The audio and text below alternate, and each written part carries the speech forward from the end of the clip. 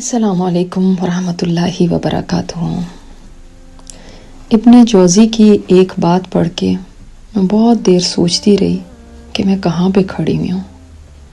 انہوں نے بڑی خوبصورت یہ بات کی، فرماتے ہیں ایک کپڑا بالکل نیا ہوتا ہے، اس کی اپنی خوبصورتی ہوتی ہے، اور دوسرا پیبند لگا ہوتا ہے، تو وہ جسم کو ڈھانکے گا تو صحیح، مگر اس میں وہ خوبصورتی نہیں ہے جیسے نئے کپڑے کی ہے۔ اسی طرح حال ہے اس کا جو گناہ نہیں کرتا اور جو گناہ کر کے چھوڑ دیتا۔ کبھی بھی جو گناہ کر کے چھوڑ دے وہ اس کے برابر تو نہیں ہو سکتا جو گناہ سے خود کو بچا کے رکھے۔ اکثر ہم اپنے آپ کو یہ کہہ کے تسلیاں دیتے ہیں، کوئی بات نہیں، اس دفعہ کر لیتی ہوں اور اللہ بڑا غفور الرحیم ہے، اس کے بعد میں توبہ کر لوں گی۔ کتنے ہی گناہ توبہ کی امید پر ہم کر رہے ہوتے ہیں، اور پھر ساتھ کرنے سے پہلے خود کو تسلی بھی دے رہے ہوتے ہیں کہ یہ تو معاف ہو ہی جانا ہے۔ بالکل جیسے یوسف علیہ السلام کے بھائیوں نے سوچا تھا کہ ہم یوسف کو قتل کر دیں گے اور اس کے بعد معافی مانگ لیں گے، تو کیا ہو گیا؟ کیا ہم میں سے بہت ساروں کا یہی حال نہیں ہے؟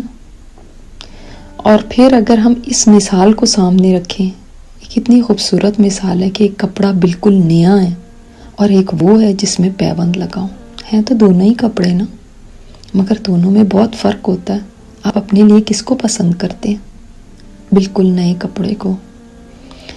اسی طرح اپنی زندگی میں بھی یہ پسند کریں کہ میں نے گناہ کرنا ہی نہیں ہے۔ اس چیز کو نہ سوچیں کہ کر کے کوئی بات نہیں چھوڑ دوں گی۔ پھر آگے فرماتے ہیں کہ ہم اللہ کے لیے صرف اس گناہ کو چھوڑتے ہیں جس پر یا تو ہم قادر نہیں ہوتے یا جس سے دل بھر چکا ہوتا ہے۔ کیا واقعی ایسا ہے؟ اس گناہ کو چھوڑتے ہیں جس پہ یا تو قادر ہی نہیں ہے، یہاں اب اتنی عمر ہو گئی کہ اب دل بھی نہیں چاہتا، یا پھر کرنے کی چانس ہی نہیں ہے، ریچ میں نہیں ہے، اس گناہ کو چھوڑتے ہیں۔ کہنے کو ہم اپنے آپ کو نیک کہتے ہیں، بہت پرہیزگار سمجھتے ہیں، مگر دیکھنے کی بات یہ ہے کہ جس وقت گناہ میری ریچ میں ہے اور جس وقت گناہ کا شوق بھی ہے، اس گناہ کے دل کے اندر چاہت بھی ہے، تب چھوڑتی ہوں یا نہیں؟ یا جب دل بھر چکا ہے، جوانی گزر چکی، اب وہ دل بھی نہ رہے، اب وہ مزے بھی نہ رہے، اب وہ شوق بھی نہ رہے، تب اس کو چھوڑنے ہیں۔ وہ چھوڑنا نہیں ہے، جیسا وہ ہے کہ جس میں انسان واقعی صرف اللہ کی خاطر چھوڑتا ہے، اپنے دل بھرنے کی وجہ سے نہیں چھوڑتا۔ پھر فرماتے ہیں ہم تب تک پرہیزگار ہیں جب تک ہمیں موقع نہیں ملتا، اور جو ہی موقع ملتا ہے کسی گناہ کو کرنے کا ہم کر گزرتے ہیں۔ یہ تیسری چیز ہے، اور یہ بھی اپنے آپ کو جانچنے کے لیے بہت ضروری ہے کہ میں نیک کب تک ہوں، جب تک مجھے موقع نہیں ملا۔ ہم بڑی آسانی سے لوگوں کو کرٹیسائز کرتے ہیں، فلاں حکمران، فلاں وزیر، فلاں عورت، فلاں مرد، انہوں نے یہ کیا، مگر خود سوچا کریں میں بھی اس کرسی پہ ہوں۔